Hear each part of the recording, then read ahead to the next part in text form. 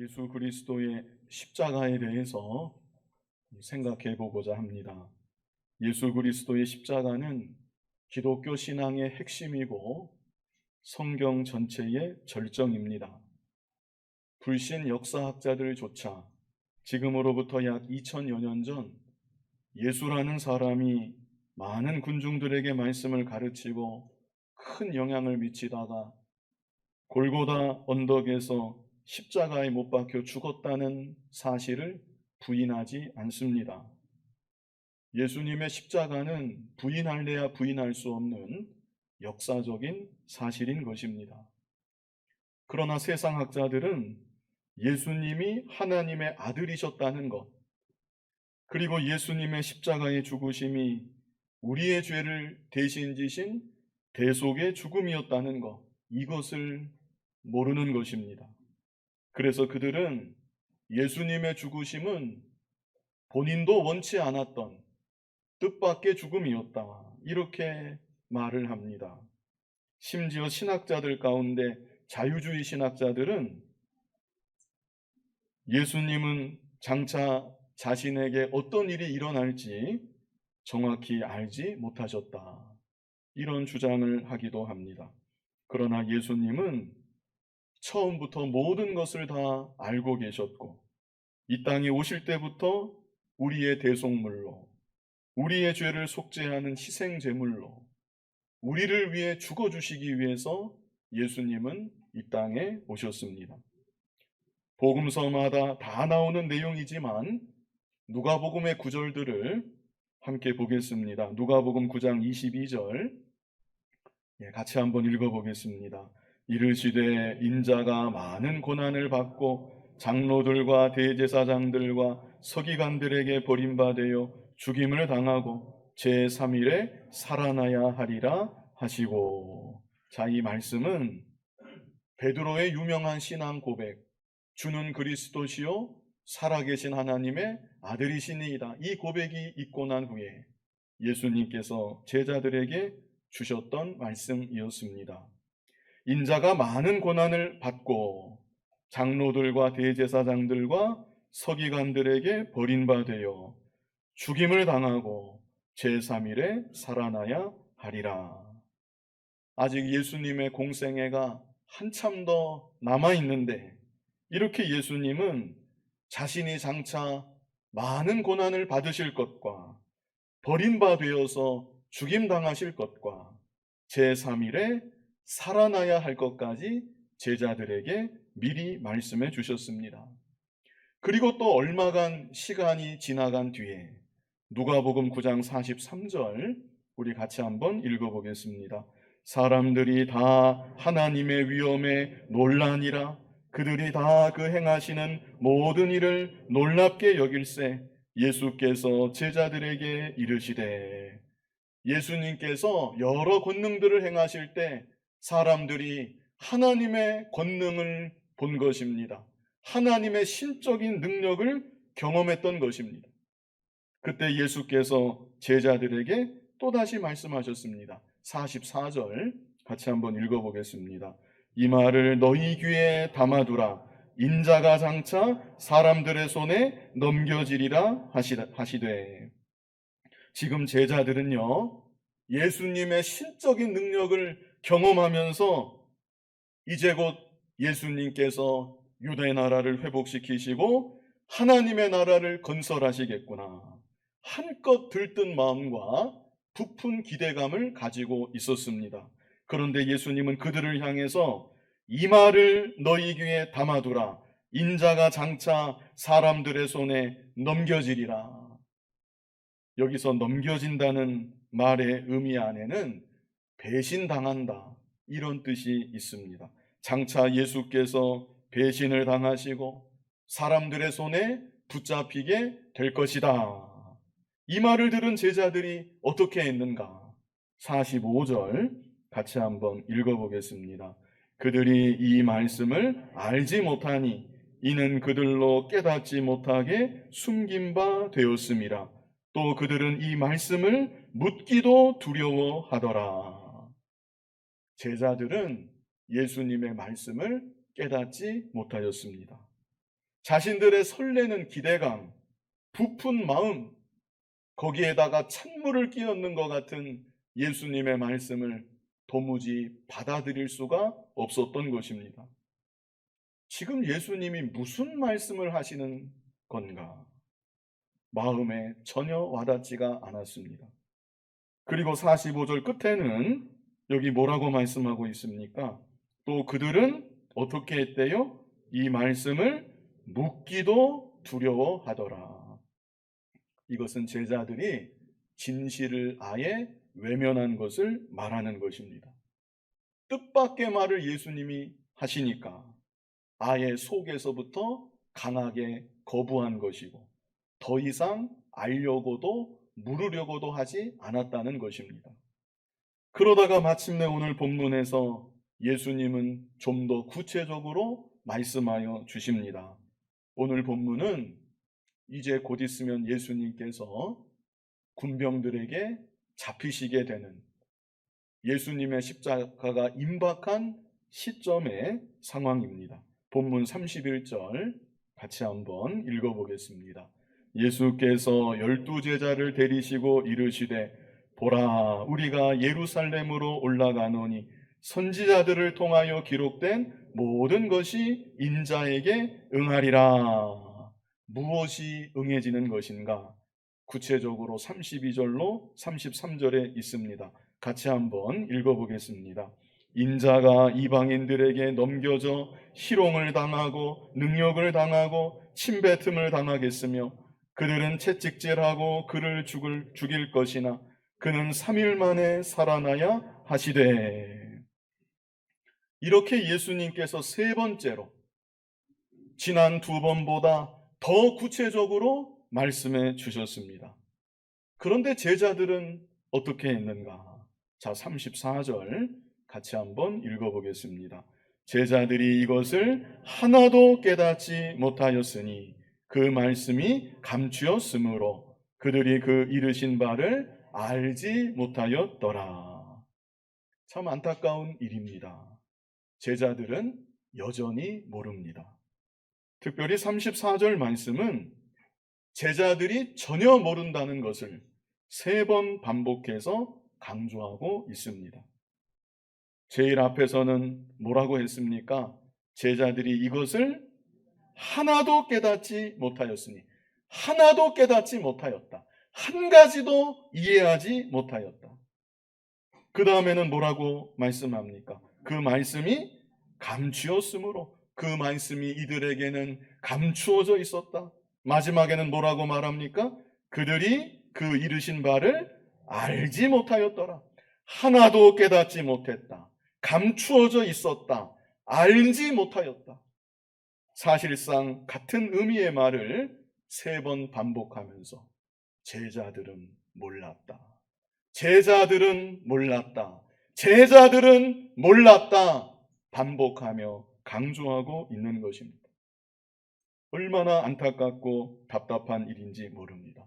예수님은 말씀하시고 또 말씀하시고 다시 한번 구체적으로 말씀해 주셨지만 제자들의 마음은 다른 생각으로 가득 차 있었기 때문에 예수님의 말씀이 전혀 귀에 들어오지 않았던 것입니다. 이제 예수님이 예루살렘으로 올라가시면 왕이 되실 거야. 유대 나라는 독립하게 될 것이고 우리들도 예수님 곁에서 영광을 누리게 될 거야. 부푼 꿈을 안고 들떠 있었던 것입니다. 그러다가 결국 예수님이 로마 군병들에게 결박되어 힘없이 끌려가실 때 그때서야 제자들은 깜짝 놀라 당황하면서 모두 예수님을 버리고 뿔뿔이 흩어져 도망치고 말았습니다. 어쩌면 이런 제자들의 모습이 오늘날 우리들의 모습은 아닌지 모르겠습니다. 내 편에서 듣고 싶은 말만 듣는 것입니다. 들어서 내 마음을 힘들게 하고 고민하게 만드는 내용들은 들으려고 하지 않습니다. 들었다 해도 마음에 담아두려고도 하지 않습니다. 마음으로부터 그냥 튕겨내든지 아니면 한 귀로 듣고 한 귀로 흘려보내는 것입니다. 그래서 20년이 가고 30년이 가도 진정으로 예수님을 믿고 진정으로 예수님을 따라가는 참 제자의 모습이 아니라 내 육신이 원하는 대로 살아가는, 조금도 변화되지 않고 조금도 자라나지 않은 생명 없는 그리스도인이 되고 마는 것입니다. 우리들은 언제나 하얀 종이 같은 마음이 되어서 하나님의 말씀을 들어야 됩니다. 말씀 앞에서 내 자신을 바로 볼 줄 알아야 합니다. 그래서 말씀과 맞지 않은 내 자신을 발견해야 되는 것이고, 그럴 때마다 하나님 앞에 자복하며 회개해야 되는 것이고, 하나님의 은혜를 간절히 구해서 말씀에 점점 더 합한 자로, 거룩한 하나님의 자녀로 점점 더 변화되고 자라나야 되는 것입니다. 그런데 이 시간 이보다 더 중요하게 볼 것은, 이런 상황 가운데 예수님은 그 앞에 놓여 있는 길을 조금의 주저함 없이 걸어가셨다는 것입니다. 예수님은 모든 것을 알고 계셨고, 심지어 처음부터 계획하고 계셨고, 누가 알아주든지 몰라주든지 구약 성경에 예언되어 있는 말씀들을 성취하고 계셨던 것입니다. 우리 본문 31절 말씀을 다시 보시면, 예수께서 12제자를 데리시고 이르시되 보라, 우리가 예루살렘으로 올라가노니. 그 다음에는 뭐라고 말씀했습니까? 선지자들을 통하여 기록된 모든 것이 인자에게 응하리라. 그래서 예수님의 십자가 사건은 뜻하지 않았던 우발적인 사건이 아니었다는 것입니다. 표면적으로 보면 불의한 종교 지도자들에 의해서, 부패한 세상 권세에 의해서 죄 없으신 예수님께서 억울하게 희생당한 것으로 보일 수 있지만, 예수님의 십자가는 하나님 아버지의 뜻을 받들어 친히 순종하며 걸어가셨던 길이었고, 구약 성경의 예언들이 한치의 오차 없이 정확하게 성취된 사건이었습니다. 그렇다면 구약 성경이 예수님의 십자가를 어떻게 예언하고 있는가? 특별히 이 시간에 이에 대해서 잘 기억하시면 좋겠습니다. 구약에 많은 사건들이 있지만 그 사건들을 다 볼 수는 없고, 중요한 몇 가지 사건들을 되짚어 보면서 장차 오실 예수 그리스도의 십자가에 대해서 어떻게 예언하고 있는가? 먼저는 창세기 3장 15절에 원복음이 나오는데요. 이 시간은 가죽옷을 지어 입혀주신 일, 원복음 뒤에 하나님께서 아담과 하와에게 가죽옷을 지어 입혀주신 일부터 보도록 하겠습니다. 우리 창세기 3장 21절 같이 한번 읽어보겠습니다. 여호와 하나님이 아담과 그의 아내를 위하여 가죽옷을 지어 입히시니라. 아담과 하와는 하나님께서 금하신 선악과를 먹고 죄를 짓고 타락하고 말았습니다. 이때로부터 에덴 동산에 죽음이 찾아오게 되었고, 아담과 하와는 죄로 인한 수치심 그리고 죄책감을 갖고 살아가게 되었습니다.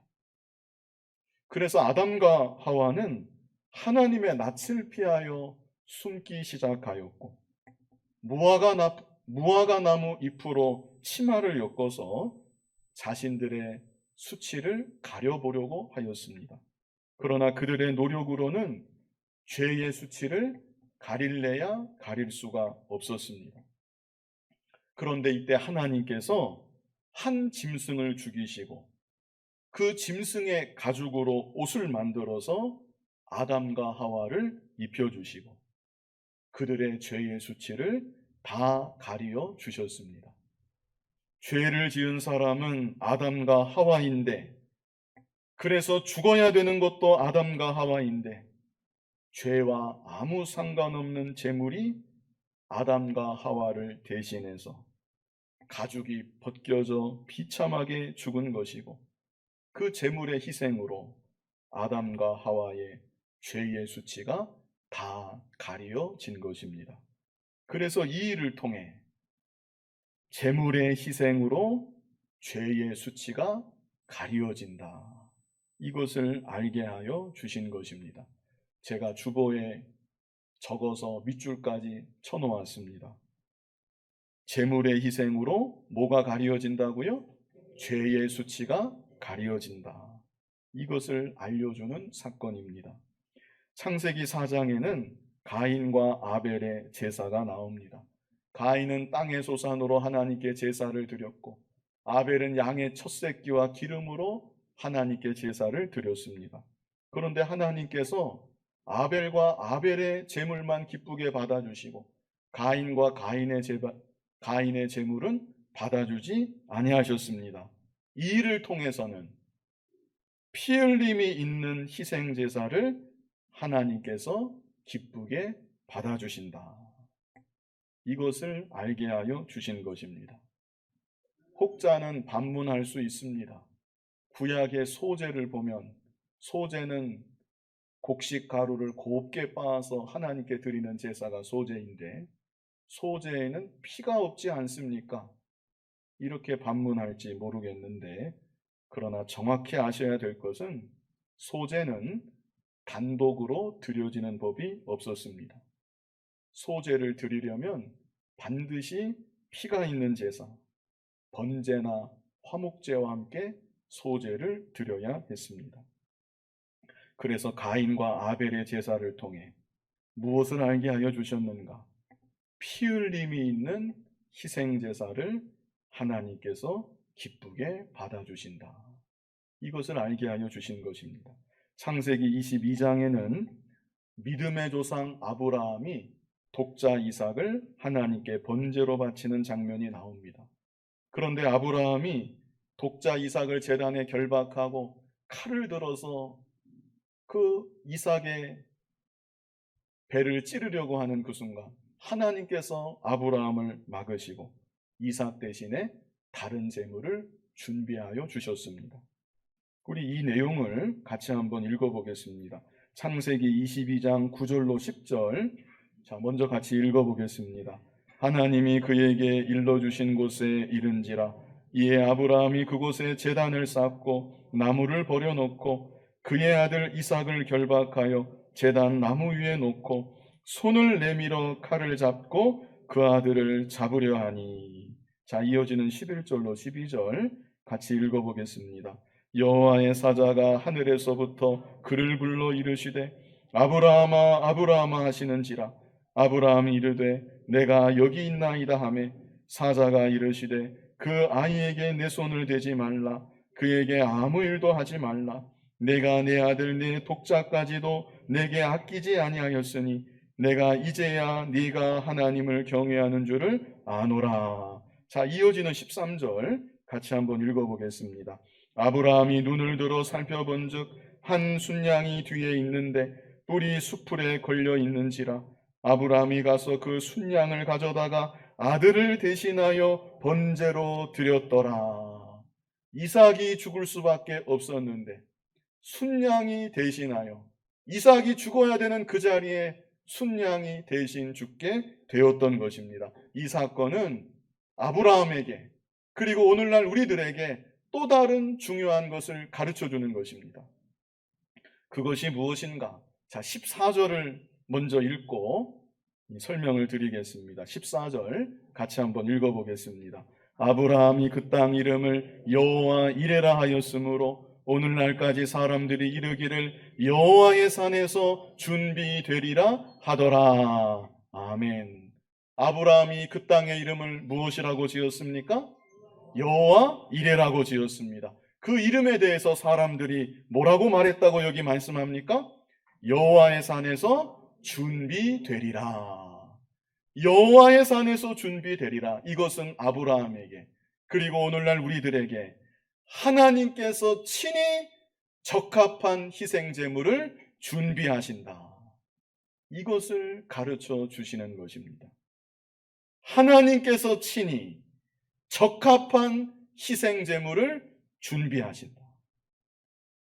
출애굽기에 와서 또 아주 중요한 사건이 있는데 그것은 유월절 사건입니다. 애굽에서 종살이하던 이스라엘 백성들이 애굽에서 해방되기 전 마지막 10번째 재앙으로 애굽의 모든 장자들, 사람이 되었든 짐승이 되었든 애굽 땅에 처음 난 모든 것들이 다 죽게 되는 하나님의 심판이 임하게 되었습니다. 그런데 그때 하나님께서 이스라엘 백성들에게는 흠없는 어린 양을 잡아서 어린 양의 피를 문 좌우 설주와 인방에 바르도록 하였습니다.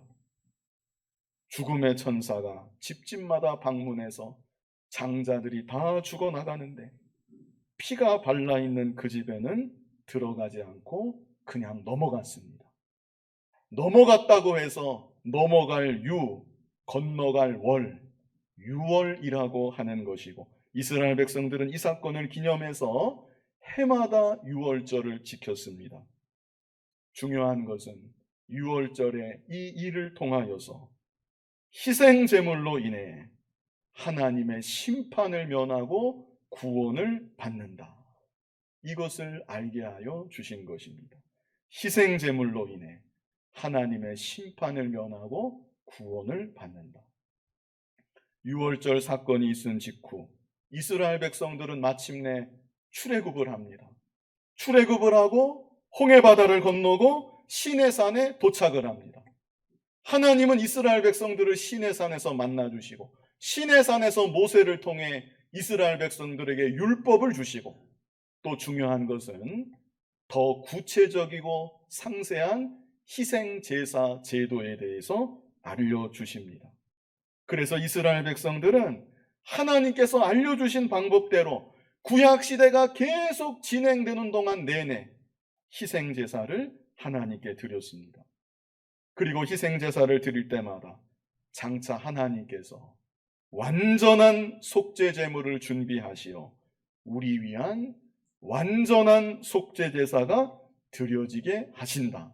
이 사실을 믿고 고대하였던 것입니다. 몇 가지 사건만 보았는데요. 이보다 더 많은 사건들이 있습니다. 아무튼 중요한 것은 그래서 구약 역사의 전체 흐름은 예수 그리스도의 십자가를 향하여 나아가고 있었다는 사실입니다. 아담과 하와에게 가죽옷을 지어 입혀주신 이를 통해서 제물의 희생으로 죄의 수치가 가려진다. 가인의 제사는 받지 아니하시고 아벨의 제사만 받으신 것을 통해서 피 흘림이 있는 희생제사를 하나님께서 기쁘게 받아주신다.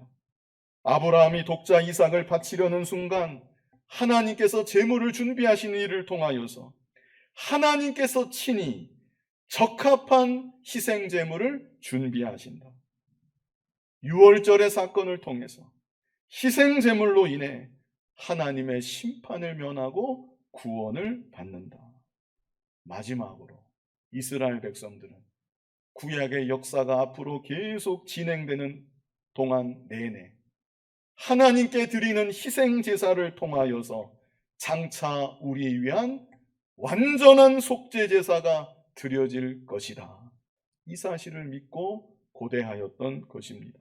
그런데 마침내 예수 그리스도께서 이 땅에 찾아와 주시고 이 모든 예언들을 온전히 이루어지게 하셨습니다.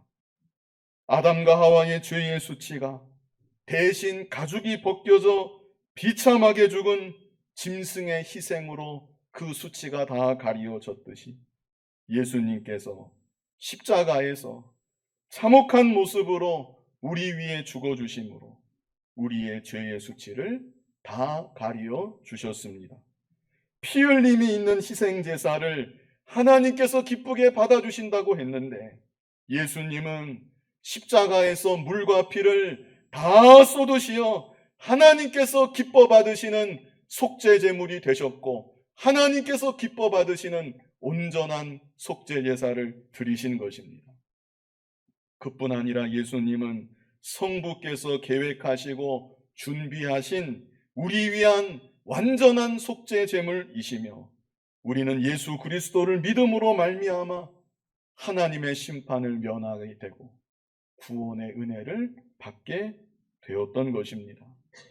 과거 이스라엘 백성들이 유월절 어린 양의 피로 말미암아 애굽의 종살이에서 해방이 되었듯이 예수 그리스도의 십자가의 보혈로 우리는 죄의 종살이, 사망의 종살이, 마귀의 종살이에서 해방이 된 것입니다.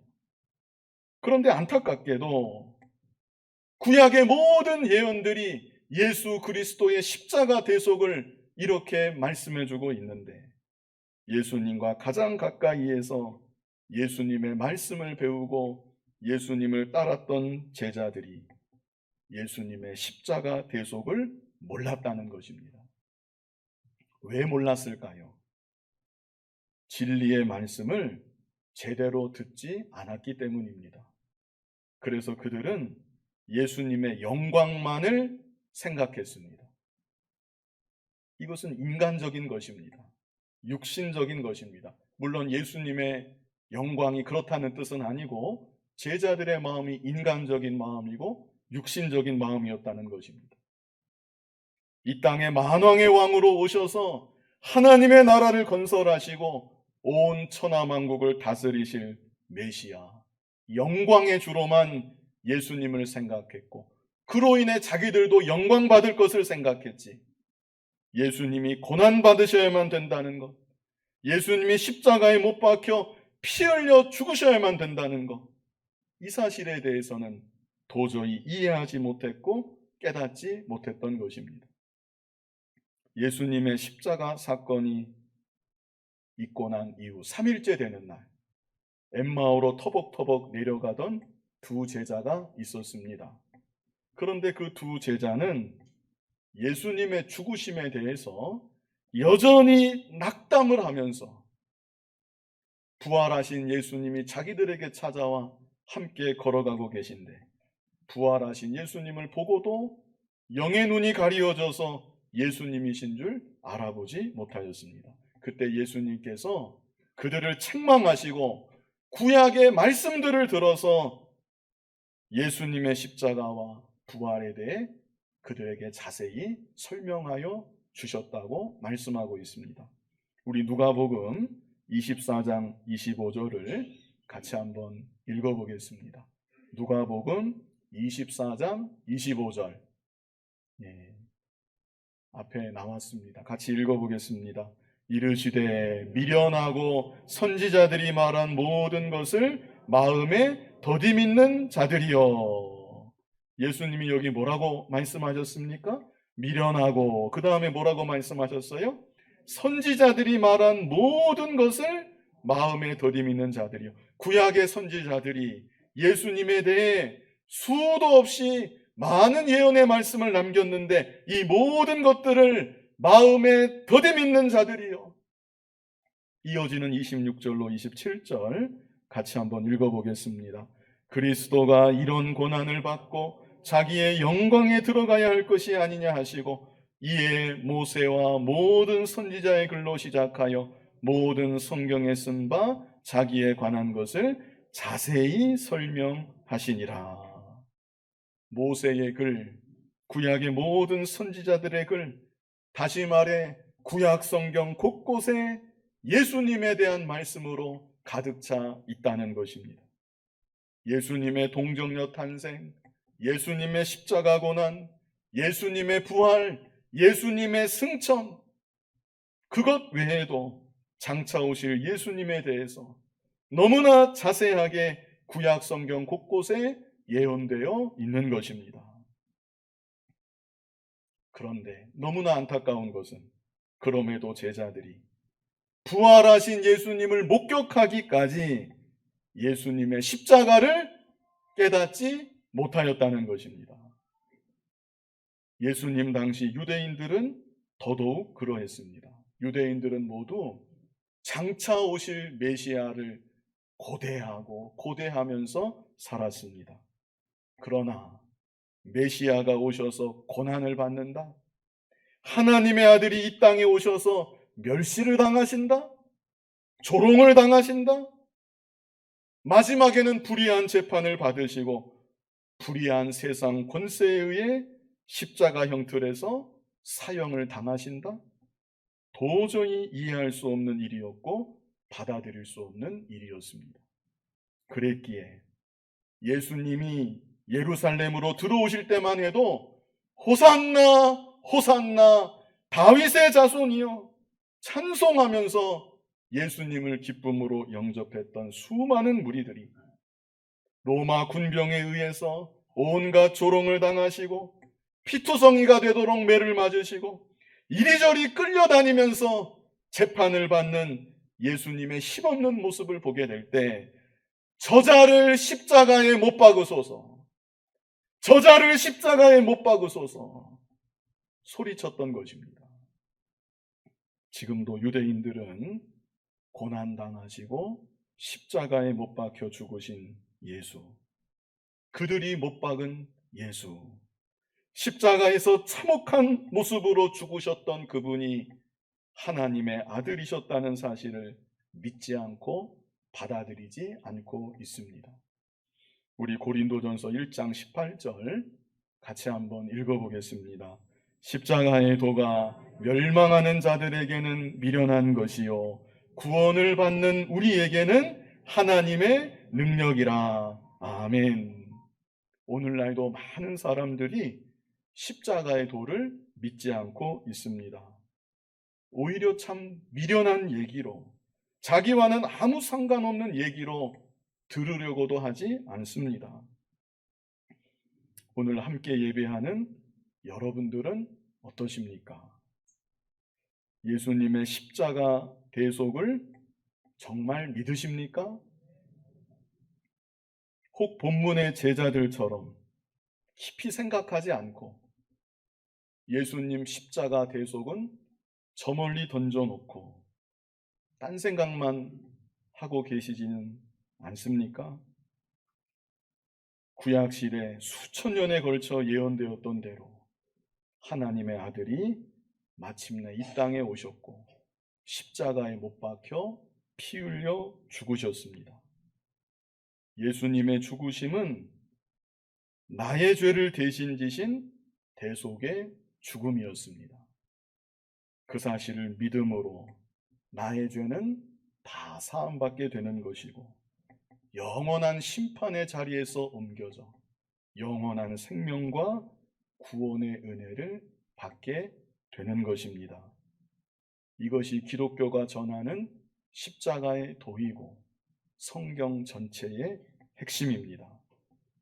예수 그리스도의 십자가 대속과 부활의 복음을 한 분도 빠짐없이 진정으로 믿으시고 이미 믿고 구원받은 분들은 나를 위해 지신 예수님의 대속의 십자가를 바라보면서 그 은혜 가운데 더욱 굳게 거하시기를 간절히 바랍니다.